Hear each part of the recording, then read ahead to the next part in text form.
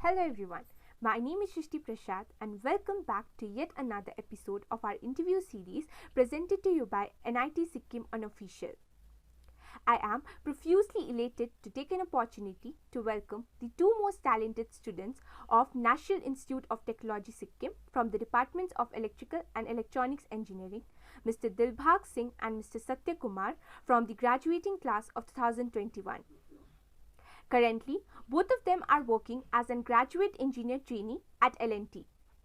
So, welcome, sir. Yeah, thank you, Srishti, for the nice introduction.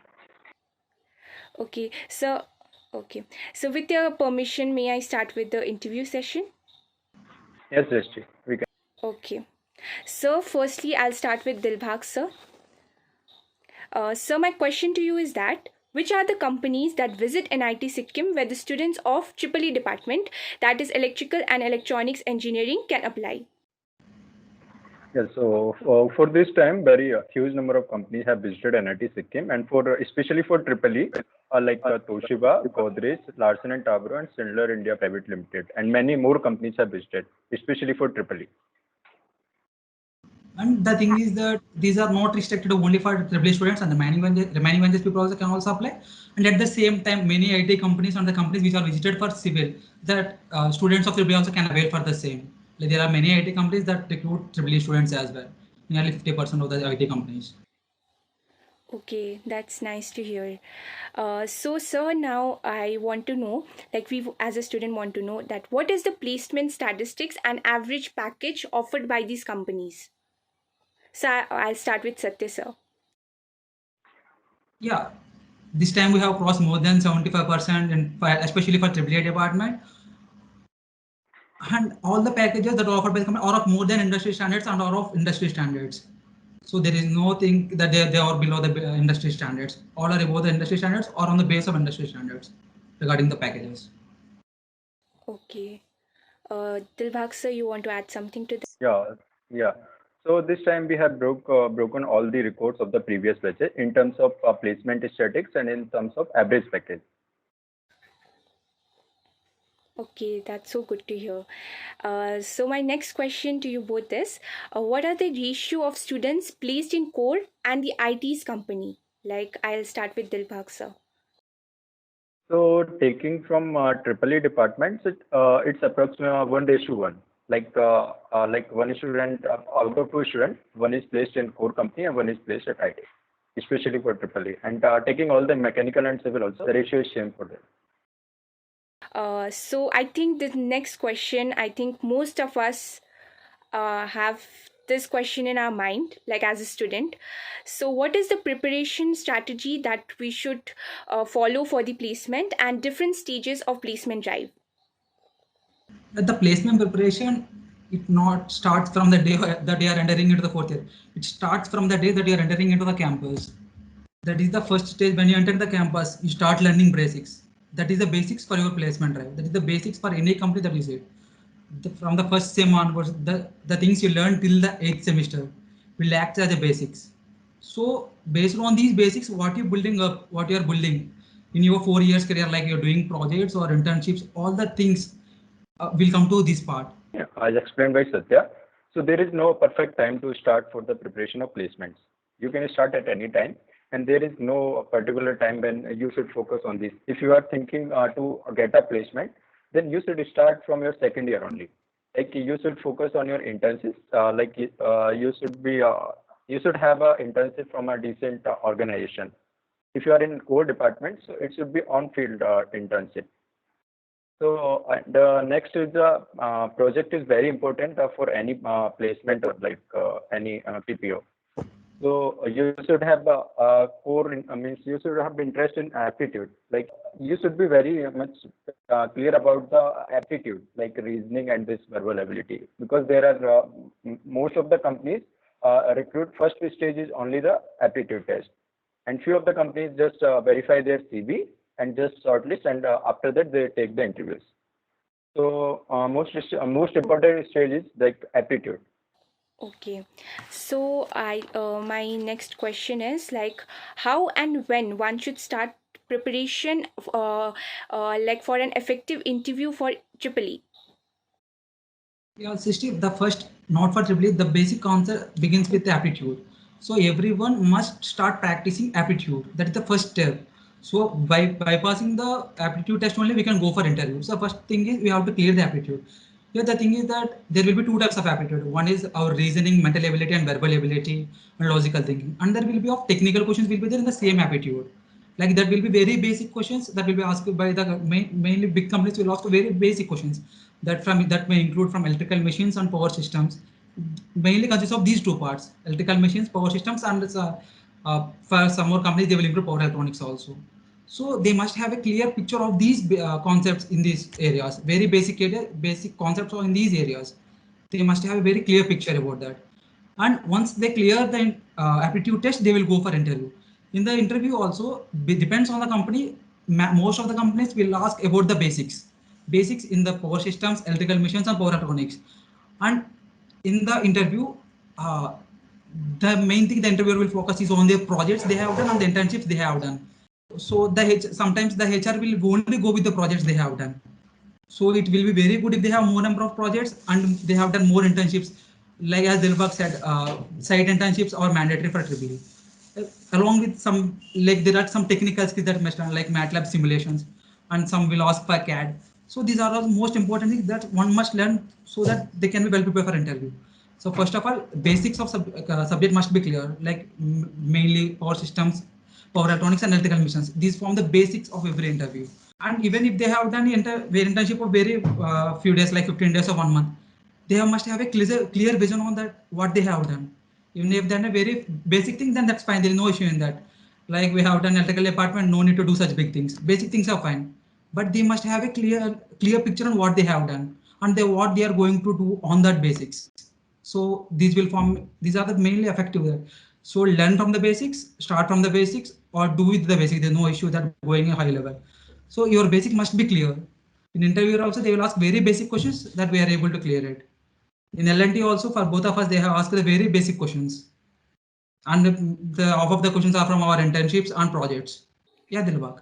So, very starting from your third year, you should be clear about like you want to go for IT sector or for core sector, and accordingly you should focus on the skills. What is the requirement? What is the basic skills you need to be get placed in the core company or the IT company? So you should prepare accordingly. And in the core company, mostly they will just ask you the basic about your branch, like whatever you have studied, like for Triple E, they will ask that like if the company is working on a machines or like power electronics, according to the interest, the company will ask basics of like they will ask basic of power electronics, and they will mainly focus on the internship, like what you have done, why you have done this internship, and what is your role in that internship.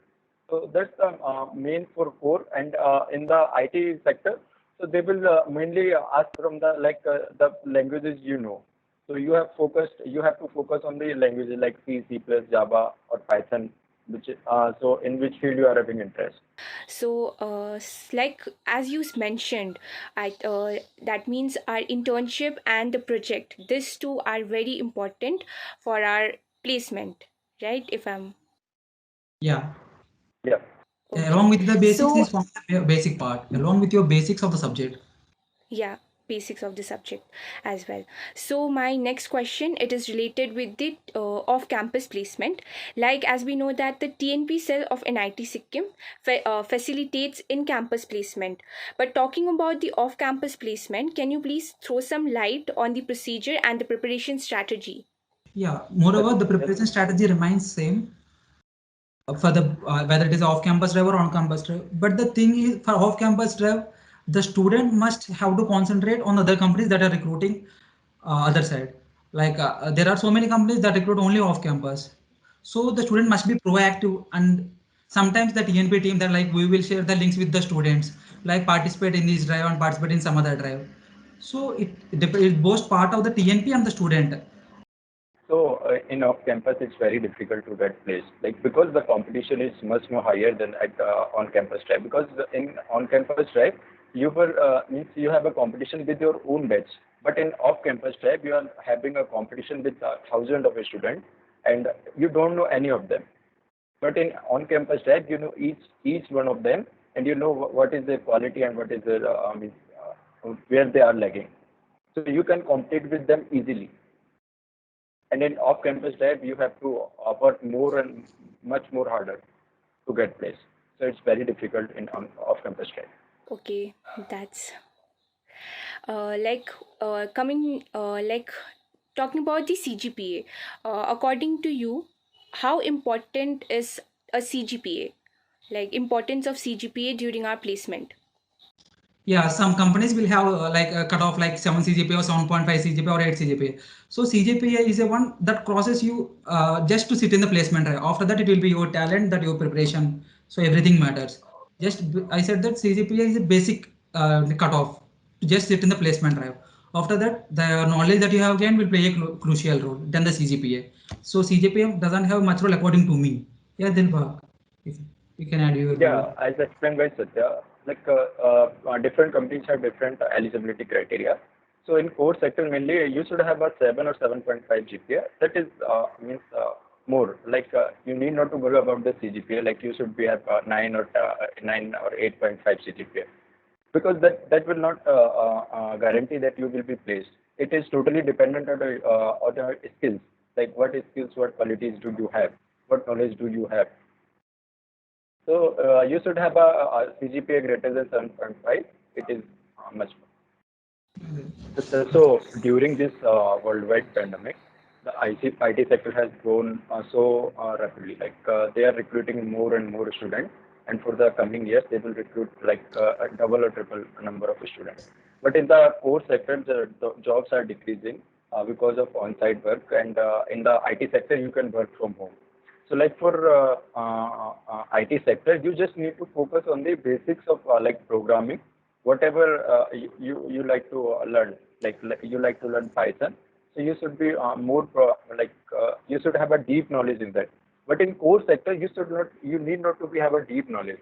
You just stick to the basic of like your subjects. It is more than sufficient. But in the IT sector, you need to have a very deep knowledge. Yeah, as Dilbag said, the IT companies require basic things.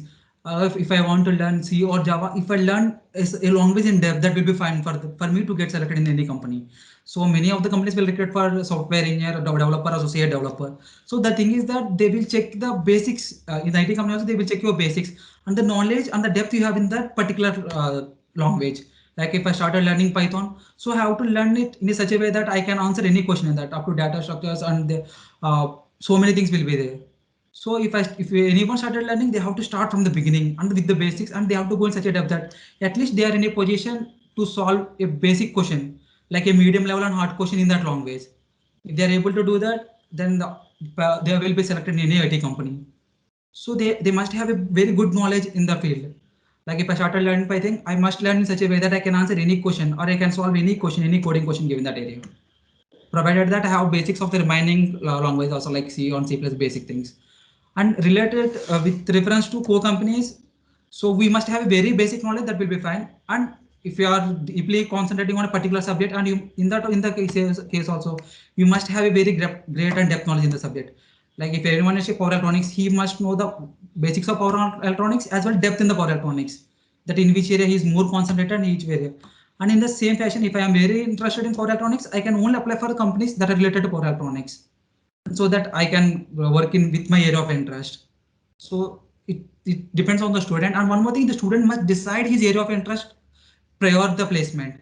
So once the placement session starts, there will be different area of interest, companies with different area of interest will come. Like it depends on the company. Some companies will recruit for multiple roles. So it's like power system will be there, power system engineer will be there, power electronic engineer will be there. So the student must beforehand also decide his role that I want to work in this role, like in power systems or power electronics. Like in IT field, I want to work as associate developer or app developer, web developer.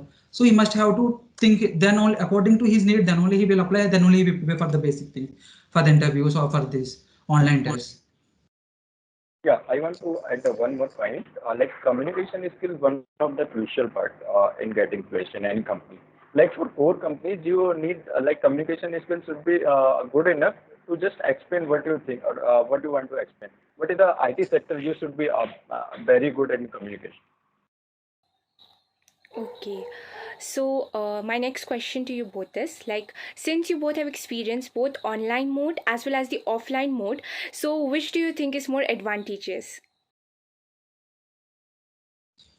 So Yeah, to offline mode, make let's fun. compare. Yeah, Dilbag, to make fun online mode and to make study more comfortable online, offline is better than online mode.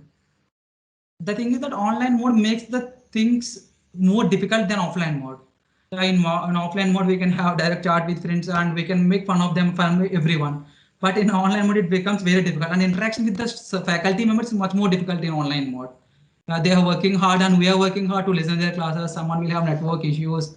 So there are so many things in online mode. But offline mode is very comfortable and very reliable and very dependable for everyone in whether it with related to academics or with related to placements. Yeah, Dilba. Yeah, so in terms of placement, like offline mode is very good. Like in online mode, we have to communicate at each and every student personally. But in offline mode, we just make them to sit in a lab and we can guide them accordingly. But in online mode, it's very difficult for us to, like for training and placement cell to handle all the things. So, my next question is co-curricular activities at the college, are they helpful in career development or does it hamper the studies? No, nothing like this. It doesn't hamper your study because if you are not in any club, then what you will be doing? You will be just having a chat with your friends or watching movies or series.